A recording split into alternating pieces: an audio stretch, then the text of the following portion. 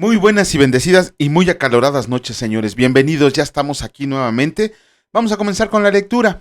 No es cierto, Señor, gracias por este tiempo que nos das, por este bendito clima con el que nos bendices cada día, Señor, porque es tu voluntad y tú lo tienes en control.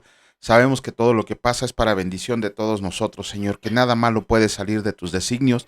Por eso creemos y confiamos, dependemos de ti totalmente, Señor. Te agradecemos por todo lo que nos diste el día de hoy, absolutamente por todo, Señor. Bendito seas por siempre y para siempre. Amén. Muy buenas noches, señores, bienvenidos. Ahora sí, vamos a comenzar con la lectura del día de hoy. Hoy nos ponemos al corriente, de hecho, vamos a leer lo de 2 días, lo del día viernes y lo de que nos toca el día de hoy. ¿Por qué? Porque si no me voy a atrasar. Mañana, afortunado, desgraciadamente, a su servidor le toca ser funcionario de casilla. Para los que somos mexicanos, para la que nos ven, mañana tenemos elecciones de gobernador para el Estado de México y el gobierno mexicano tuvo en bien elegirme como presidente de casilla. Entonces, prácticamente todo el día voy a estar ocupado. No sé si me alcance el tiempo para hacer la lectura mañana, por eso ya no me quiero atrasar. Vamos a leer lo que nos tocaba el día de ayer y lo que nos toca el día de hoy. Pero antes, ¿qué vimos el día jueves? ¿Qué leímos el día jueves? Pues seguíamos leyendo genealogía tras genealogía. De hecho, es toda la genealogía de los hijos de Israel, las 12 tribus de Israel. Ya les habíamos comentado por qué es tan importante la genealogía para todo el pueblo judío. Y hoy acabamos prácticamente con lo que es la genealogía y ya vamos a empezar con la historia de los reyes de Israel. Todavía vamos a ver por ahí unos personajes, todavía un poquito, no tanto de genealogía, sino de personajes importantes que actuaron en eso, pues, David y Salomón. Pero no nos vamos a adelantar, vamos a comenzar con la lectura del día de ayer y de hoy. En esta ocasión nos toca el capítulo 9 del libro primero de Crónicas y escrito está. Perdón, antes de iniciar, bueno, al final les hago el comentario. Los que regresaron de Babilonia. Contado todo Israel por sus genealogías, fueron escritos en el libro de los reyes de Israel, y los de Judá fueron transportados a Babilonia por su rebelión. Los primeros moradores que entraron en sus posesiones en las ciudades fueron israelitas, sacerdotes, levitas y sirvientes del templo. Habitaron en Jerusalén de los hijos de Judá, de los hijos de Benjamín, de los hijos de Efraín y Manasés. Utai, hijo de Amiud, hijo de Omri, hijo de Imri, hijo de Bani, de los hijos de Fares, hijo de Judá. Y de los silonitas, Asaías el primogénito y sus hijos. De los hijos de Sera, Jeuel sus hermanos, 690. Y de los hijos de Benjamín, Salú, hijo de Mesulam, hijo de Odavías, hijo de Asenúa, Ibneas, hijo de Jeroam, Ela, hijo de Uzi, hijo de Micri, y Mesulam, hijo de Cefatías, hijo de Reuel, hijo de Ibnías, y sus hermanos por sus linajes fueron 956. Todos estos hombres fueron jefes de familia en sus casas paternas. De los sacerdotes, Jedaías, Joriab, Jaquín, Azarías, hijo de Hilcías, hijo de Mesulam, hijo de Sadoc, hijo de Merayot, hijo de Aitob, príncipe de la casa de Dios, Adaía, hijo de Jeroam, hijo de Pasur, hijo de Malquías, Masai, hijo de Adiel, hijo de Jasera, hijo de Mesulam, hijo de Mesilemit,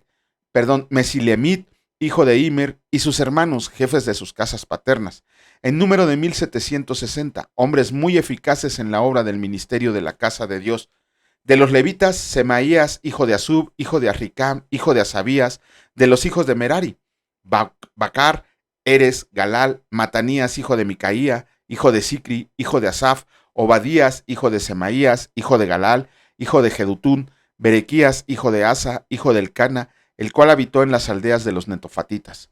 Y los porteros, Salum, Acub, Talmón, Aimán y sus hermanos. Salum era el jefe. Hasta ahora, entre las cuadrillas de los hijos de Leví, han sido estos los porteros en la puerta del rey que está en el oriente. Salum, hijo de Coré, hijo de Biasaf, hijo de Coré, y sus hermanos los coreitas por la casa de su padre, tuvieron a su cargo la obra del ministerio guardando las puertas del tabernáculo, como sus padres guardaron la entrada del campamento del Señor. Y Finés, hijo de Eleazar, fue antes capitán sobre ellos, y el Señor estaba con él. Zacarías, hijo de Meselemías, era portero de la puerta del tabernáculo de reunión. Todos estos escogidos para guardas en las puertas eran 212 cuando fueron contados por el orden de sus linajes en sus villas, a los cuales constituyó en su oficio David y Samuel el vidente. Así ellos y sus hijos eran porteros por sus turnos a las puertas de la casa del Señor y de la casa del tabernáculo, y estaban los porteros a los 4 lados, al oriente, al occidente, al norte y al sur, y sus hermanos que estaban en sus aldeas venían cada 7 días según su turno para estar con ellos. Porque 4 principales de los porteros levitas estaban en el oficio y tenían a su cargo las cámaras y los tesoros de la casa de Dios. Estos moraban alrededor de la casa de Dios porque tenían el cargo de guardarla y de abrirla todas las mañanas. Algunos de estos tenían a su cargo los utensilios para el ministerio, los cuales se metían por cuenta y por cuenta se sacaban. Y otros de ellos tenían el cargo de la vajilla y de todos los utensilios del santuario, de la harina, del vino, del aceite, del incienso y de las especies. Y algunos de los hijos de los sacerdotes hacían los perfumes aromáticos. Matatías, uno de los levitas, primogénito de Salum, coreíta, tenía a su cargo las cosas que se hacían en sartén. Y algunos de los hijos de Coat y de sus hermanos tenían a su cargo los panes de la proposición, los cuales ponían por orden cada día de reposo. También había cantores, jefes de familias de los levitas, los cuales moraban en las cámaras del templo, exentos de otros servicios, porque de día y de noche estaban en aquella obra. Estos eran jefes de familia de los levitas por sus linajes, jefes que habitaban en Jerusalén. Genealogía de Saúl.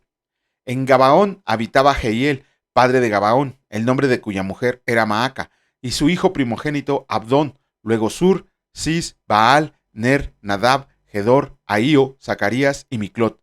Y Miclot engendró a Simeam. Estos habitaban también en Jerusalén con sus hermanos enfrente de ellos. Ner engendró a Cis, Cis engendró a Saúl, y Saúl engendró a a Jonatán, Malquisúa, Abinadab y Esbaal. Hijo de Jonatán fue Merib-Baal, y Merib-Baal engendró a Micaya. Y los hijos de Micaya, Pitón, Melec, Tarea y Acaz. Acaz engendró a Jara, Jara engendró a Alemet, Asmavet y Simri. Y Simri engendró a Mosa, y Mosa engendró a Bina, cuyo hijo fue Refaías, del que fue hijo Elasa, cuyo hijo fue Asael.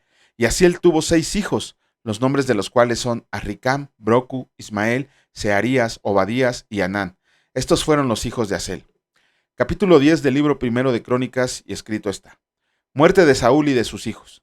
Los filisteos pelearon contra Israel y huyeron delante de ellos los israelitas y cayeron heridos en el monte de Giboa. Y los filisteos siguieron a Saúl y a sus hijos y mataron los filisteos a Jonatán y a Abinadab y a Malquisúa, hijos de Saúl. Y arreciando la batalla contra Saúl, le alcanzaron los flecheros y fue herido por los flecheros.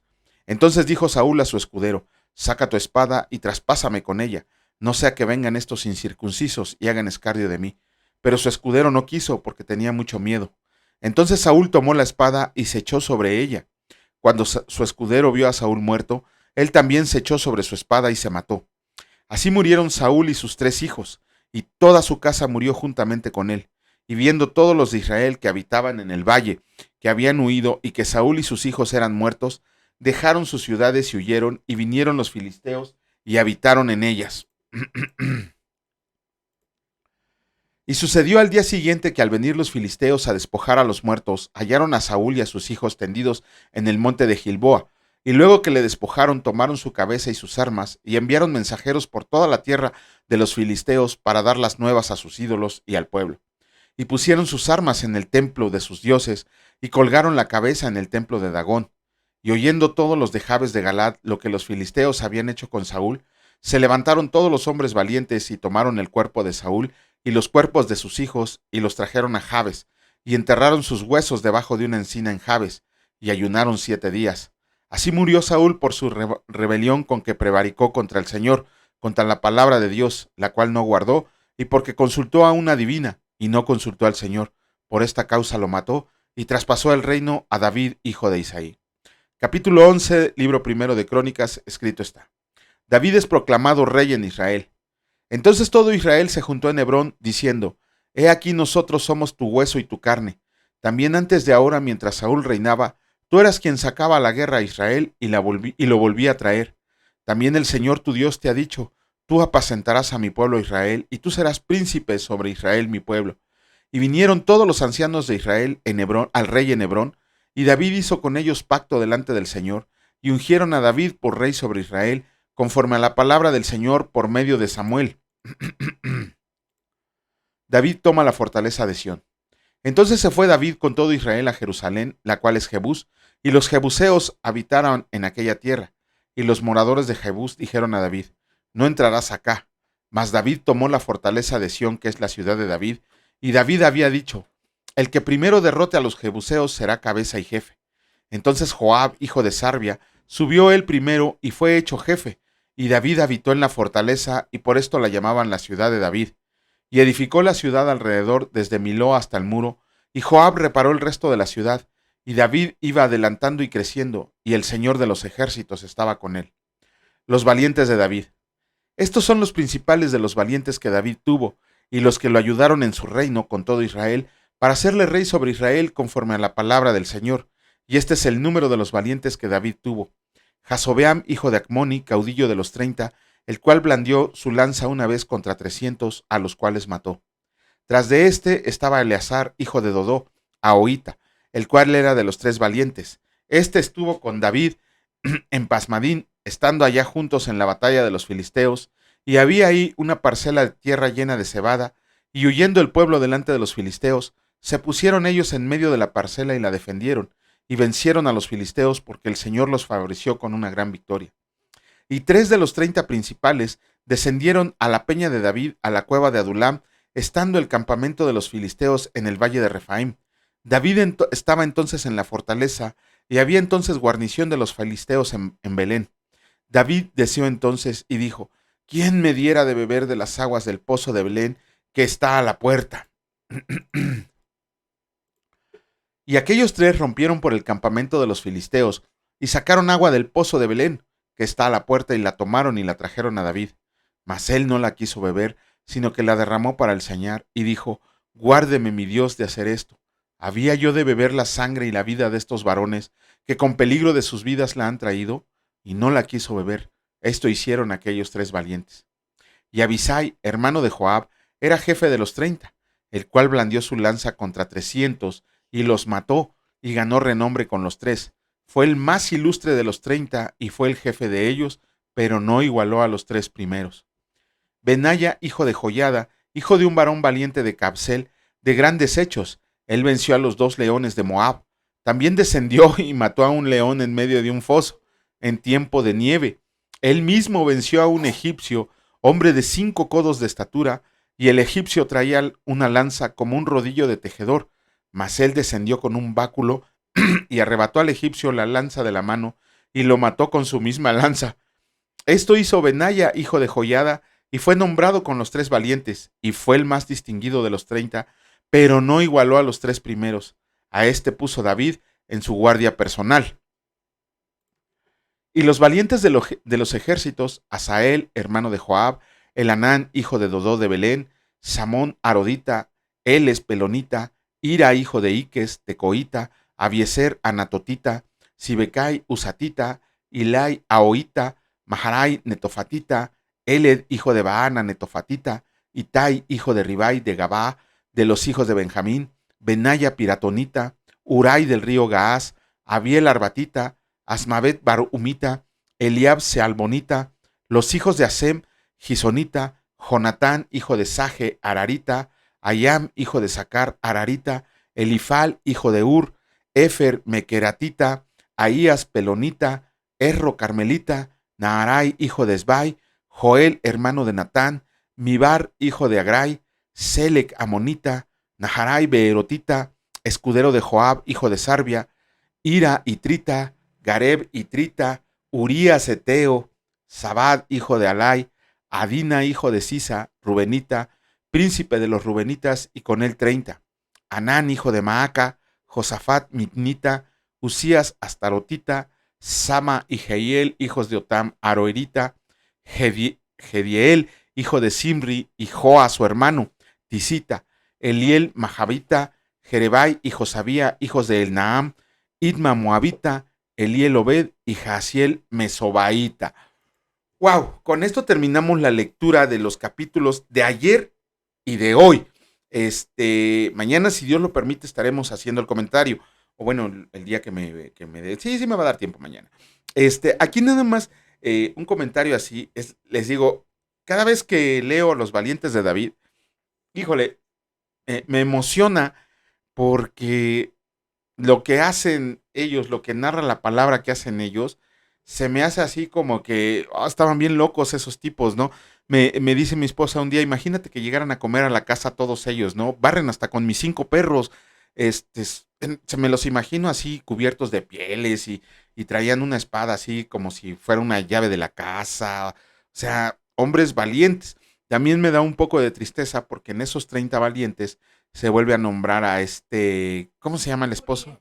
A Urías Eteo, ¿no? Y me duele en el corazón, lo que le hicieron a Urías Eteo sin que él tuviera oportunidad de hacer algo, ni siquiera sabía lo que estaban tramando contra él, ¿no? Le digo una vez, hace unos días, me dice mi esposa que por qué me caía tan mal David.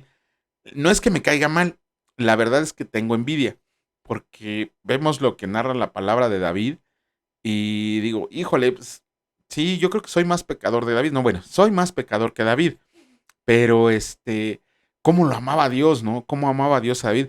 Le digo a mi esposa que cuando llegue al cielo, seguramente David me va a estar esperando con su onda en la mano, porque luego hablo mal de él, pero sé que va a estar Urías Eteo a mi lado defendiéndome. Ay, esperemos que sí, ¿no? Bueno, mañana, si Dios lo permite, haremos el comentario de esto que leímos. Vamos a comenzar con la lectura del Evangelio de Lucas. Hoy vamos a leer el capítulo 10 completo. Pero antes, ¿qué vimos ayer? Independientemente de todo lo que vimos en la lectura en el final del capítulo 9, hay algo que inclusive a mi suegra le llamó la atención. Mi suegra está aquí escuchando la palabra de Dios con mi esposa y me hizo una pregunta. Y, y fue una pregunta muy oportuna porque sobre eso va a girar el comentario de hoy. Ayer cuando leímos los versículos finales del capítulo 9, ponen como subtítulo en la palabra de Dios los que querían seguir a Jesús. Y vemos ahí un muchacho que lo quería seguir, pero Jesucristo, que conoce el corazón de todos los hombres, lo vio y le dijo, o sea, bueno, tú tienes posesiones, yo no tengo ni cabecera, ni cama, ni piedra, absolutamente no tengo ni dónde poner mi cabeza cuando duermo. No dice la palabra que hizo este muchacho. Después se le acercó otro y que le dijo, te quiero seguir. Y Jesús le dijo, pues órale, vente.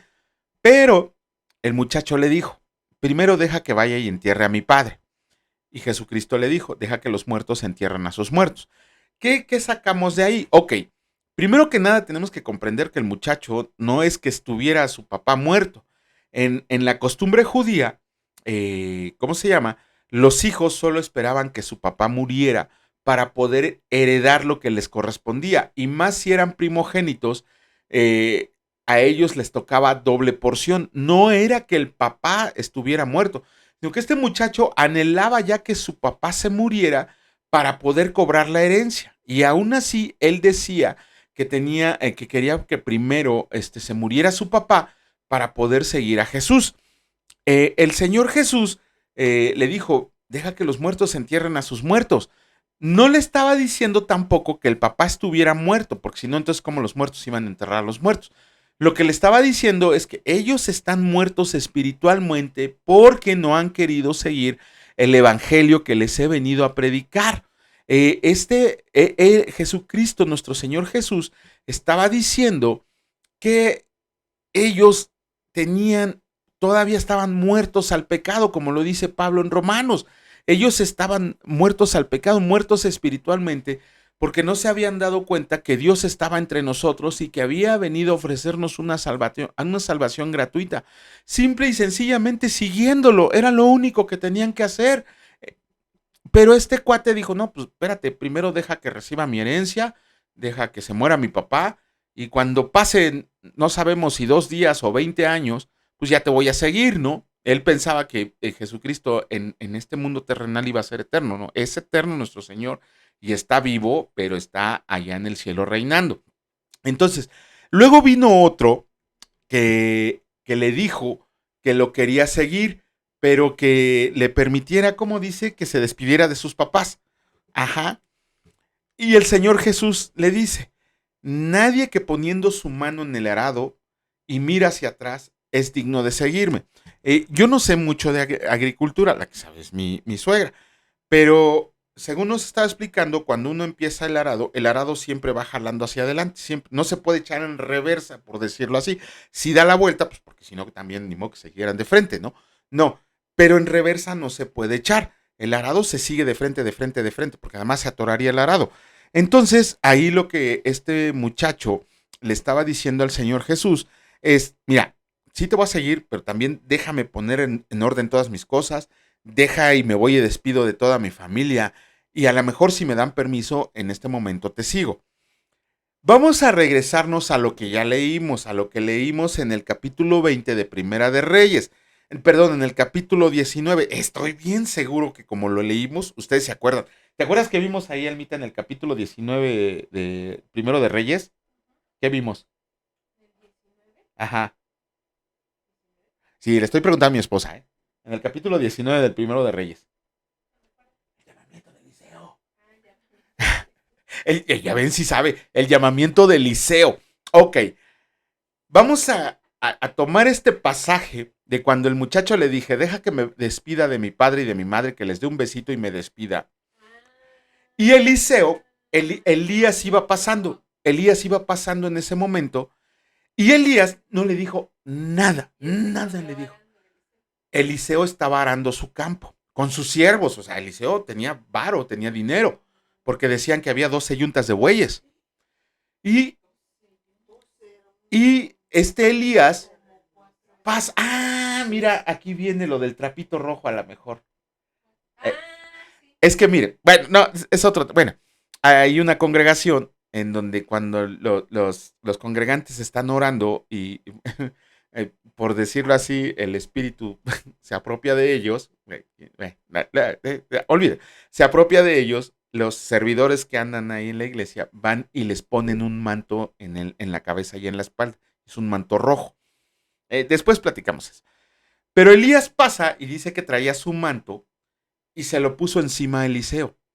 Y Eliseo le dijo, espérate, deja y voy y me despido de mis padres y te sigo. Y Elías le dijo, yo que tengo contra ti, haz lo que quieras. Pero ¿qué creen que hizo Eliseo? Eliseo mató a los bueyes de su arado con los que estaba arando, los cocinó y con eso le dio de comer a todo el pueblo que estaba ahí reunido. Y Eliseo inmediatamente siguió a Elías. Ya no se fue a despedir de sus papás, simple y sencillamente mató a los bueyes, los cocinó y le dio de comer al pueblo y siguió a Elías desde ese momento hasta que Elías fue arrebatado al cielo. Eso es lo que estaba diciendo el Señor Jesús. Tú vas a tener oportunidad. Cuando a veces vemos en la palabra que Jesucristo dice, ¿mande? Me dice mi esposa que qué bonito es cuando estudio. Gracias, gracias. 15 años y hasta ahorita me lo reconoce. Bueno, continuamos. Entonces, ya hasta me perdí. Estaba con lo de, sí, que Eliseo estaba siguiendo a Elías de manera inmediata. Cuando Jesús dice, el que no deja a su padre y a su madre y a sus hijos y no me sigue no es digno de mí. Cuando el Señor Jesús dice, deja que los muertos entierren sus muertos, no significa que abandonemos a nuestra familia y a nuestros deberes. Lo que significa verdaderamente es, me vas a seguir y vas a confiar en mí y tú y los tuyos van a estar bien cuidaditos, bien provistos, bien proveídos siempre. ¿Por qué? Porque vas a aprender a depender de mí, del Señor Jesucristo. Eso es lo que está diciendo. No vas a abandonar a tu mamá. Bueno, los judíos encantados de la vida, recuerden que ellos lo que le podían dar de ayuda a su mamá, decían, no, es que es para Dios y ya no te lo puedo dar. Estaban faltando un mandamiento. El Señor Jesús cuando dice eso es, no, primero declárame que me vas a seguir a mí, que me amas a mí más que a la familia, sígueme, pero eso no quiere decir que yo voy a hacer que abandones tus deberes familiares. No, eso está mal interpretado. Tú sigue a Jesucristo, como Él dice, con toda tu mente, con toda tu alma, con todo tu corazón y con todas tus fuerzas, y Él jamás va a permitir que tú y tu familia estén desprovistos. No lo dice Jesús cuando nos dice, ¿han visto las aves del cielo que no se preocupan de nada y alimento jamás les ha faltado? ¿No han visto los lirios del campo, que ni aun Salomón con todo su esplendor igualaba los vestidos de las flores? Lo que pasa es que carnalmente, humanamente, nosotros siempre nos vamos tronando los dedos para ver qué vamos a comer el día de hoy, qué vamos a hacer el día de hoy, dónde va a haber trabajo. Hay que aprender a depender de Dios. Tampoco hay que irse al extremo de volverse un flojonazo y estar en la casa pensando que el Señor nos va a proveer milagrosamente. No, por eso es importante estudiar la palabra de Dios, para que la misma palabra nos responda cuál es lo que tenemos que hacer. Aquí el Señor Jesús le dice: el que toma su arado y voltea hacia atrás no es digno de seguirme. Pues Primero de Reyes nos está dando la respuesta. Nada más fíjense qué maravilloso plan. Aquí, en vez de estar preguntándonos, ¿qué quería decir el Señor Jesús? Pues me acuerdo que en Primera de Reyes le pasó lo mismo a Eliseo. Y cuando Eliseo pidió permiso, dijo: no, pues si voy a seguir a este cuate que es el que trae la verdad de Dios. Dejó todo y lo siguió. Dejó todo en el sentido en ese momento ahí le avisan a mis papás, yo me sigo a Elías. Y después vemos que Elías no solo se hacía responsable de su familia, se hizo responsable de toda una escuela de profetas, que en ese tiempo sí existían. Pero bueno, entonces, cuando el Señor Jesús recibes ese llamado y de manera consciente, razonada y principalmente con fe, decides seguirlo, no te está diciendo: bueno, ya, los demás no me importan, bola de incircuncisos del corazón, ¿no? Tú vente, mijo chulo. No, el Señor Jesús te está diciendo: sí, sígueme, vas a aprender, pero vas a regresar con los tuyos, porque vas a ser salvo tú y tu casa, y no abandones tus deberes familiares. Eso es lo que tenemos que aprender. Vamos a comenzar con la lectura. En esta ocasión nos toca completito el capítulo 10 del Evangelio de Lucas, y escrito está: misión de los 70. Después de estas cosas, designó el Señor también a otros 70, a quienes envió de dos en dos delante de él a toda ciudad y lugar a donde él había de ir, y les decía: la mies a la verdad es mucha, mas los obreros pocos. Por tanto, rueguen al Señor de la mies que envíe obreros a su mies. Vayan, he aquí yo los envío como corderos en medio de lobos. ¡Ajá! No lleven bolsa, ni alforja, ni calzado, y a nadie saluden por el camino. En cualquier casa donde entren, primeramente digan: paz sea esta casa. Y si hubiera ahí algún hijo de paz, su paz reposará sobre él, y si no, se volverá a ustedes. Y posen en aquella misma casa comiendo y bebiendo lo que les den, porque el obrero es digno de su salario. No se pasen de casa en casa. En cualquier ciudad donde entren y los reciban, coman lo que les pongan delante, y sanen a los enfermos en que ella haya. Y díganles: se ha acercado a ustedes el reino de Dios. Mas en cualquier ciudad donde entren y no los reciban, saliendo por sus calles digan: aún el polvo de su ciudad que se ha pegado a nuestros pies, lo sacudimos contra ustedes. Por esto sepan que el reino de Dios se ha acercado a ustedes. Y les digo que en aquel día será más tolerable el castigo para Sodoma que para aquella ciudad. Ay sobre las ciudades impenitentes. Ay de ti, Corazín. Ay de ti, Betsaida, que si en Tiro y en Sidón se hubieran hecho los milagros que se han hecho en ustedes, tiempo ha que sentadas en silicio y ceniza se habrían arrepentido.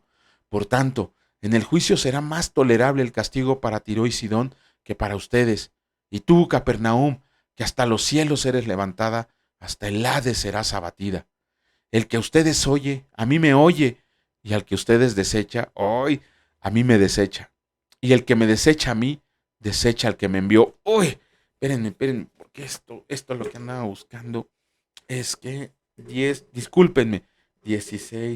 de Lucas. Perdón. Regreso de los 70. Volvieron los 70 con gozo diciendo: Señor, aún los demonios se nos sujetan en tu nombre. Y les dijo: yo veía a Satanás caer del cielo como un rayo. He aquí les doy potestad de hollar serpientes y escorpiones, y sobre toda fuerza del enemigo, y nada los dañará. Pero no se regocijen de que los espíritus se les sujetan, sino regocíjense de que sus nombres están escritos en los cielos. Amén. Ay, tan hermosa la palabra. Bueno, Jesús se regocija. En aquella misma hora, Jesús se regocijó en el Espíritu y dijo: yo te alabo, oh Padre, Señor del cielo y de la tierra, porque escondiste estas cosas de los sabios y entendidos y las has revelado a los niños. Sí, Padre, porque así te agradó.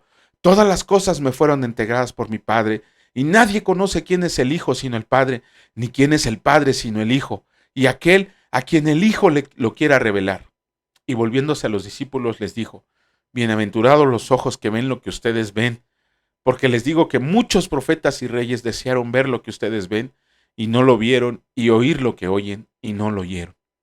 El buen samaritano. He aquí, un intérprete de la ley se levantó y dijo para probarle: Maestro, ¿haciendo qué cosa heredaré la vida eterna? Él le dijo: ¿qué está escrito en la ley? ¿Cómo lees?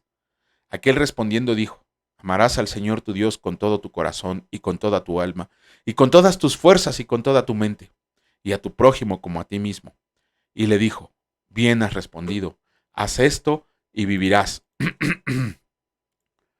Pero él, queriendo justificarse a sí mismo, dijo a Jesús: ¿y quién es mi prójimo?